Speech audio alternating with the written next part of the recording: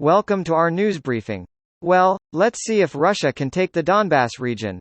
According to security analysts Michael Clarke, Russia is interested in taking control of the whole Donbas region.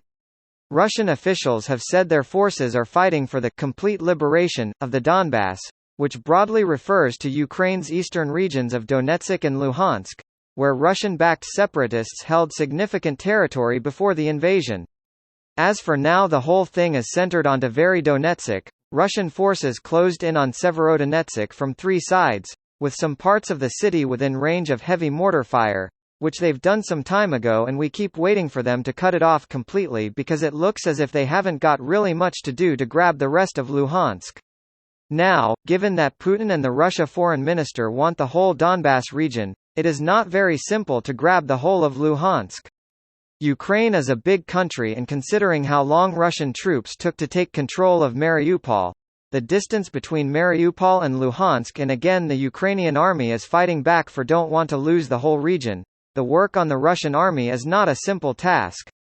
So far, Russian troops have got into one part of the eastern part where they grabbed a hotel which they're using as an observation post and a power station or power grid area.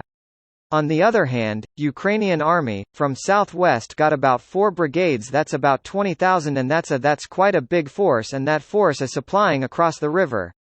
The bridges are all down one way or another, but they're getting supplies into the city, so they're able to supply it because they've got those troops there. Well, if they get under pressure, the question that they have to ask themselves is, do they fall back on Siversk and Kramartosk? Those are the two cities that are the key to the rest of the Donbas. Russian forces initially made rapid gains in the south, with their main objective being the creation of a land corridor between Crimea, which it annexed in 2014, and areas held by Russian-backed separatists in Donetsk and Luhansk. But strong resistance from Ukrainian forces near Mykolaiv in the west and in Mariupol significantly slowed Russian advances. To the west, Russia had aimed to take control of Odessa and cut off Ukraine's access to the Black Sea, but its forces were blocked by a staunch defense in Mykolaiv and forced back towards Kherson by a Ukrainian counter-offensive in March.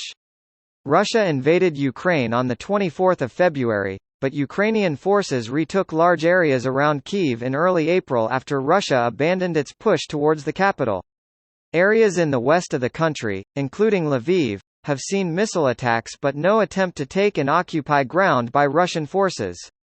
According to the map, Russia now controls more than 90% of Luhansk and has made significant advances in Donetsk since Russia's invasion on 24 February.